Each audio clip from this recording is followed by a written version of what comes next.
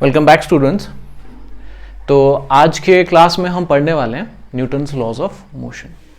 ठीक है, तो हमने लास्ट लेक्चर में डिस्कस किया था कि गैलीलियो ने बहुत काम किया था फोर्स के बारे में, राइट। वो बहुत सारी चीज़ों पे सोच रहा था, रिसर्च कर रहा था, एक्सपेरिमेंट कर रहा था। सेम गैलीलियो जिसका हमने कहा था टेलीस्कोप पे, राइट। उसने ऑब्वियसली अपनी सारी रिसर्च अपनी बुक्स में पब्लिश कर रखी थी। ठीक है, तो फिर बाद में, ठीक है, लेटर ऑन न्यूटन आए और उन्होंने इनकी जो ये रिसर्च पेपर्स थी, ठीक है, इनके जो बुक्स थे उनको पढ़ा, ठीक है, और उनको समझा। और ऑब्वियसली तब तक साइंस थोड़ा और डेवलप हो चुका था।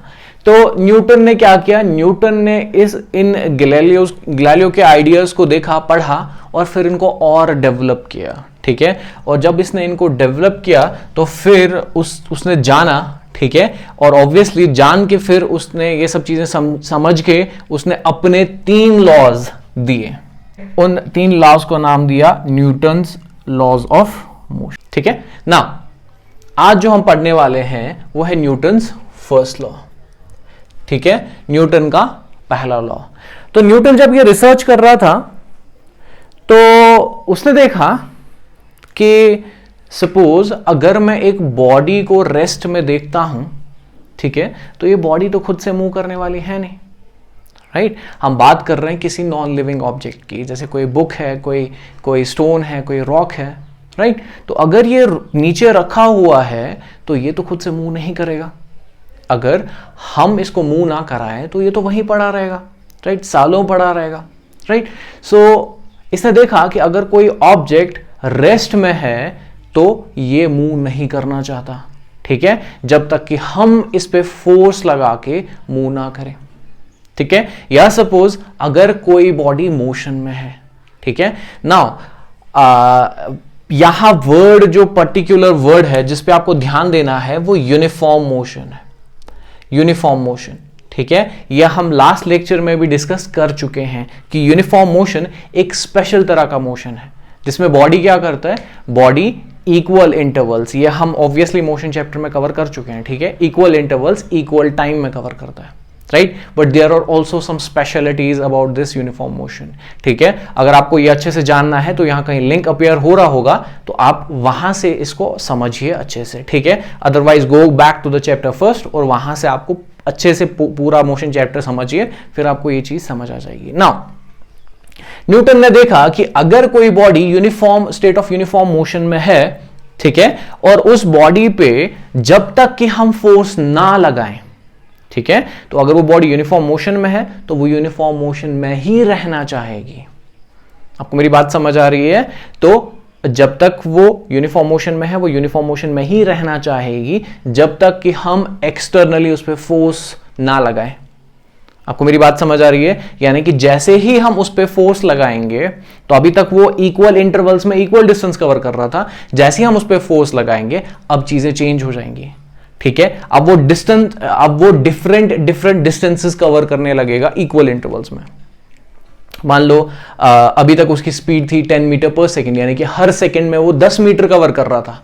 जैसे ही हम उस पर फोर्स लगाएंगे तो ऐसा हो सकता है, चेंज आ सकती है, यानी कि सपोज पहले सेकेंड में वो 10 मीटर कवर कर रहा था, ठीक है, मे बी दूसरे में वो 12 मीटर पर सेकेंड, क्योंकि फोर्स लगाया ना, वो तेज जाने लगेगा और तेज, तो इसका मतलब 1 सेकेंड में वो 12 मीटर कवर कर सकता है।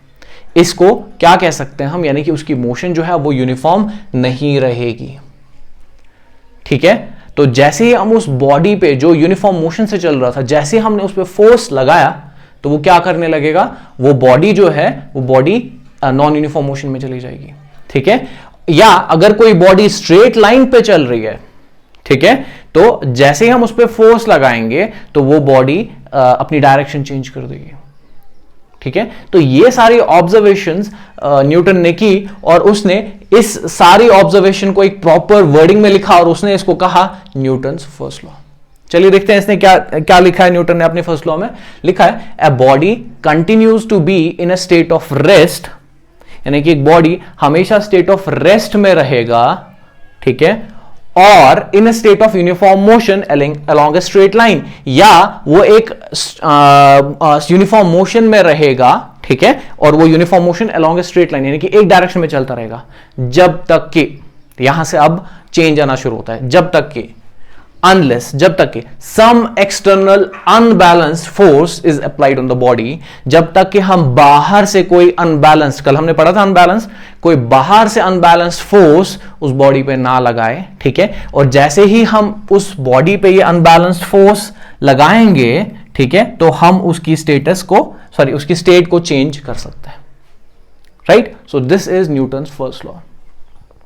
अगर आप ध्यान से देखेंगे, यही आपका जो आपने फोर्स की डेफिनेशन लिखी थी, ये बिल्कुल वही है, यानी कि न्यूटन एक्चुअली में क्या कर रहा था, वो अपनी फर्स्ट लॉ से उसने डिफाइन किया किसको, it define, Newton's first law ने डिफाइन किया किसको, फोर्स को, यानी कि फोर्स की डेफिनेशन एक्चुअली न्यूटन ने अपने फर्स्ट लॉ में दी, राइट। आपको मेरी बात समझ आ रही है? तो न्यूटन ने अपने फर्स्ट लॉ से फोर्स को एक्चुअली डिफाइन किया, ठीक है। अगर हम ध्यान से देखें, जो हमने फोर्स की डेफिनेशन लिखी थी, ऑलमोस्ट ये लिखी थी, राइट, कि जब अगर एक बॉडी रेस्ट पे है, जैसे हम उस पर फोर्स लगाएंगे तो वो अपनी इस स्टेट से बाहर निकल आएगा। दैट मीन्स कि अगर वो रेस्ट में था, हमने फोर्स लगाया, वो मोशन में आ जाएगा, और अगर वो मोशन में है ऑलरेडी, यूनिफॉर्म मोशन में, हम जैसे ही उस पर फोर्स लगाएं तो वो या तो स्लो हो जाएगा, या तो फास्ट हो जाएगा, या तो स्टॉप हो जाएगा, right. This is what he said in his first law. आपको मेरी बात समझ आ रही है? अब कुछ एग्जाम्पल्स देखते हैं। सपोज मेरे पास एक बॉक्स है, ठीक है, और ये बॉक्स किस पे रखा हुआ है, ग्राउंड पे, ठीक है, और ये बॉक्स किस में, रेस्ट में। अब सीधी सी बात है, अगर मैं इस पे फोर्स अप्लाई ना करूं तो ये बॉक्स मूव होने वाला नहीं है, ठीक है। तो यही कहता है न्यूटन्स फर्स्ट लॉ कि अगर एक बॉडी रेस्ट में है तो वो हमेशा रेस्ट में ही रहेगी जब तक कि आप उस पर फोर्स ना लगाओ, और जैसे ही आप इस पर फोर्स लगाओगे, ठीक है, सपोज इस डायरेक्शन में फोर्स लगाओगे, तो क्या होगा, तब ये बॉडी मूव करना चाहेगी, ठीक है, और जैसे ही फोर्स इस पे इतना लगे कि वो इसको मूव कर सकती है वो फोर्स, तो ये क्या करेगी, it will start to move, it will start to move, ये बॉडी जो है ये मूव करना शुरू कर देगी, ठीक है। अक्सर बच्चों को यहां पे एक कंफ्यूजन पैदा हो सकता है, ठीक है। अब ध्यान से सुनिए, मैंने अभी कहा कि जैसे ही हम एक बॉडी पे फोर्स लगाएं और वो फोर्स इतना काफी होगा, ठीक है, कि ये बॉडी मूव करने लगेगी, राइट। बात समझ आ रही है? तो यहां पे एक ध्यान से सुनिए, यहां पे एक और कॉन्सेप्ट आता है जिसको हम कहते हैं फ्रिक्शन। क्या कहते हैं? फ्रिक्शन। सुना होगा आपने कि जब भी दो बॉडीज, ठीक है, जब भी दो बॉडीज एक दूसरे के ऊपर सपोज मोशन या मूव करने की कोशिश करती हैं, तो एक बॉडी दूसरी बॉडी के ऊपर या दूसरी बॉडी पहली बॉडी के ऊपर क्या करती है, ये एक दूसरे के ऊपर फोर्स लगाती है, फ्रिक्शनल फोर्स, और ये फ्रिक्शनल फोर्स इस मोशन को अपोज करने की कोशिश करती है, रोकने की कोशिश करती है, ठीक है। तो मैं यहां पे लिख सकता हूं, ये फ्रिक्शन असल में क्या होता है, it's a force, it is a force, ठीक है, ये फोर्स है जो क्या करता है, विच अपोजेज मोशन। आपको मेरी बात समझ आ रही है? एक ऐसा फोर्स है जो मोशन को अपोज करने की कोशिश करता है। बाय द वे, ये हम नहीं लगाते, ठीक है, ये दो सरफेसेस के बीच में खुद से डेवलप होता है, ठीक है। अब ध्यान से सुनिए, ये कॉन्सेप्ट कैसे आपको हेल्प करने वाला है। देखिए, हमने अभी कहा कि अगर एक बॉडी मोशन में, सपोज ये साइकिल है और ये आगे जा रही है, सपोज किसी स्पीड से, मान लो 10 मीटर पर सेकेंड, 10 मीटर पर सेकेंड की स्पीड से ये बॉडी आगे जा रही है, ऑब्वियसली साइकिल है, ठीक है। अगर आप पैडल मारना बंद करोगे, ठीक है, तो न्यूटन का सेकेंड लॉ क्या कहता है, if a body is in uniform motion, अगर एक बॉडी यूनिफॉर्म मोशन में है तो वो यूनिफॉर्म मोशन में ही रहेगा, राइट, यानी कि उसको स्लो डाउन नहीं होना चाहिए। लेकिन आपको पता है, जैसे ही आप पैडल बंद कर दोगे, ये बॉडी जो है, यानी कि ये जो साइकिल है, ये आहिस्ता आहिस्ता स्लो होने लगेगा, इसकी स्पीड कम होने लगती है। अब आप बोलोगे सर न्यूटन्स लॉ का तो फेल यहां पे हो रहा है, राइट, न्यूटन का जो ये फर्स्ट लॉ है वो तो फेल हो रहा है। न्यूटन ने कहा था अगर एक बॉडी मोशन में है तो वो तो मोशन में ही रहना चाहिए, यूनिफॉर्म मोशन में ही रहना चाहिए। लेकिन यहां तो इस साइकिल की स्पीड कम हो रही है, अगर मैं पैडल ना मारूं तो आहिस्ता आहिस्ता स्लो होके फिर ये रुक जाएगा एक टाइम पे, अगर मैं पैडल ना मारूं तो यहां पे आपको ध्यान देना चाहिए कि there is a frictional force जो कि टायर और इस सड़क यानी कि ग्राउंड के बीच में आता है, ठीक है। और ये फ्रिक्शनल फोर्स हम नहीं लगाते, ये नेचर की तरफ से खुद ब खुद आ जाता है। जब भी दो बॉडीज, एक बॉडी दूसरी बॉडी के ऊपर चलने की कोशिश करती है, ये फोर्स जहां पे उनका कांटेक्ट हो रहा होगा वहां पे खुद ब खुद आ जाता है नेचर की तरफ से। इसी की वजह से हम चल पाते हैं। तो ये जरूरी नहीं है हमेशा ईविल का काम करे, यानी कि हमारे लिए प्रॉब्लम्स करे, नहीं। कभी कभी बहुत सारी जगहों पे ये हमारे लिए एक फायदे का काम करती है। जैसे मैंने आपको कहा कि चलने के लिए हमें फ्रिक्शन का सहारा लेना पड़ता है, अगर फ्रिक्शन ना हो तो हम चल नहीं पाएंगे। ये आपको आगे आगे जैसे जैसे हम पढ़ते जाएंगे हमको समझ आता जाएगा। सो यहाँ पे आप क्या देख रहे हैं कि यहाँ पे जहां जहां कॉन्टैक्ट है, कौन सा फोर्स आ रहा है? Frictional force. कौन सा फोर्स? Frictional force. मैं फिर से बता दूं कि ये जो फ्रिक्शनल फोर्स है, फ्रिक्शनल फोर्स, ठीक है, ये हम नहीं लगाते। जैसे ही मोशन होता है ये दो बॉडीज, ये दो सरफेसेस के बीच में खुद से आ जाता है फ्रिक्शनल फोर्स। नाउ इस फ्रिक्शनल फोर्स का काम क्या है? ये अपोज करता है मोशन को, ठीक है, ये मोशन को रोकने की कोशिश करता है। जैसे ही आपने पैडल मारना बंद किया, आप जा रहे थे 10 मीटर पर सेकेंड की स्पीड से, आप कह रहे थे ठीक है यूनिफॉर्म मोशन है मेरे पास, ठीक है, तो न्यूटन के सेकेंड लॉ के हिसाब से मैं तो इसी यूनिफॉर्म मोशन से जाना चाहता हूं, राइट, और इसी यूनिफॉर्म मोशन से जाता जाऊंगा। लेकिन न्यूटन का फर्स्ट लॉ आगे ये भी कहता है जब तक कि कोई एक्सटर्नल अनबैलेंस फोर्स उस बॉडी पे एक्ट ना करे, यानी कि आप जा रहे थे यूनिफॉर्म मोशन से और आप चाहते हो आप यूनिफॉर्म मोशन से कंटिन्यू जाओ, लेकिन ये फ्रिक्शनल फोर्स खुद से आ जाता है और ये आपको स्लो कर देता है।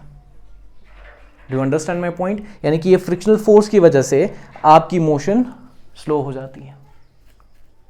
Do you understand my point? ठीक है, तो इसकी वजह से आपका मोशन स्लो हो जाता है और फाइनली अगर आप पैडल ना मारो आप रुक जाओगे, आपका साइकिल रुक जाएगा, ठीक है। तो ये बात समझ आ गई। तो नाउ अगर एक बॉडी रेस्ट में है तो वो रेस्ट में ही रहेगी जब तक कि आप एक्सटर्नल फोर्स लगा के उसको मूव ना कराएं, ठीक है। एक बॉडी यूनिफॉर्म मोशन में है, यूनिफॉर्म मोशन में ही रहेगा जब तक कि एक एक्सटर्नल फोर्स उस पर लग के उसकी यूनिफॉर्म मोशन को चेंज ना कर दे, ठीक है। और वो एक्सटर्नल फोर्स आपका भी हो सकता है। नाउ अगर आप पैडल मारो तो आप तेज जा सकते हो, आप एक्सटर्नल फोर्स लगा के अपनी मोशन को इंक्रीज कर रहे हो, ठीक है। और अगर आप पैडल ना लगाओ तो फ्रिक्शनल फोर्स, ठीक है, फ्रिक्शनल फोर्स आपकी स्पीड, आपकी एनर्जी को आहिस्ता आहिस्ता साइकिल की एनर्जी को कम कर देगा और आप रुक जाओगे, ठीक है। अगर आप पैडल मार रहे हो तो क्या होता है कि आप फोर्स आगे को लगा रहे हो, ये फ्रिक्शनल फोर्स अभी भी पीछे की डायरेक्शन में लगेगा।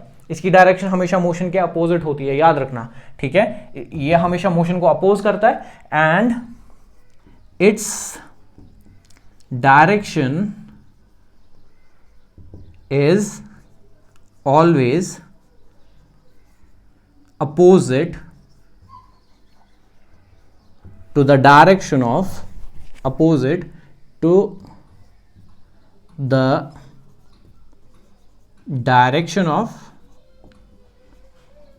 मोशन, यानी कि इसकी मोशन की डायरेक्शन के अपोजिट हमेशा लगता है। यहां पे दिखाने की कोशिश करता हूं, जैसे आप एक बॉक्स को मूव कराने की कोशिश कर रहे हैं, यानी कि आप फोर्स आगे लगा रहे हो तो फ्रिक्शन पीछे की डायरेक्शन की तरफ लगेगा, ठीक है, क्योंकि ये जो आप बॉक्स को मूव करा रहे हो उसको रोकना चाहता है। आपको मेरी बात समझ आ रही है? इसी तरह से आप साइकिल पे पैडल मार रहे हो ताकि साइकिल आगे जाए, ठीक है, आप फोर्स लगा रहे हो ताकि स्पीड बढ़े, ठीक है, और फ्रिक्शनल फोर्स पीछे की डायरेक्शन में। आपको बात समझ आ रही है? इसीलिए आपको और जोर लगाना पड़ता है, जोर लगाना पड़ता है, ठीक है। नाउ एंड थर्ड पार्ट, अगर एक बॉडी एक स्ट्रेट लाइन में जा रही है तो वो एक स्ट्रेट लाइन में ही जाएगी जब तक कि आप फोर्स लगा के उसकी डायरेक्शन चेंज ना कर दो। तो ये रहा, एक गाड़ी जो है वो स्ट्रेट जा रही है इस रोड पे सपोज, ठीक है, मैंने ये रोड तो स्ट्रेट नहीं बनाया, चलो स्ट्रेट बनाते हैं, ठीक है। मान लो ये गाड़ी जो है एक स्ट्रेट रोड पे जा रहा था और आगे इसको लेना है टर्न, क्योंकि टर्न, राइट, सड़क जो है वो टर्न लेना। अगर ये गाड़ी स्टीयरिंग ना घुमा के व्हील्स पे फोर्स ना लगाए ताकि गाड़ी टर्न ले, अगर ये ऐसा ना करे तो गाड़ी सीधे जाके नीचे गिर जाएगी, राइट। तो इसको क्या करना पड़ता है, इसको फोर्स लगा के गाड़ी को टर्न कराना पड़ता है। बात समझ आ रही है? तो इसका मतलब न्यूटन का पहला लॉ कहता है कि अगर एक बॉडी किसी भी कंडीशन में है वो उसी कंडीशन में रहना चाहेगी जब तक कि आप बाहर से कोई एक्सटर्नल फोर्स लगा के उस कंडीशन को चेंज ना करना चाहो। ठीक है, तो ये था आपका न्यूटन्स फर्स्ट लॉ। ठीक है।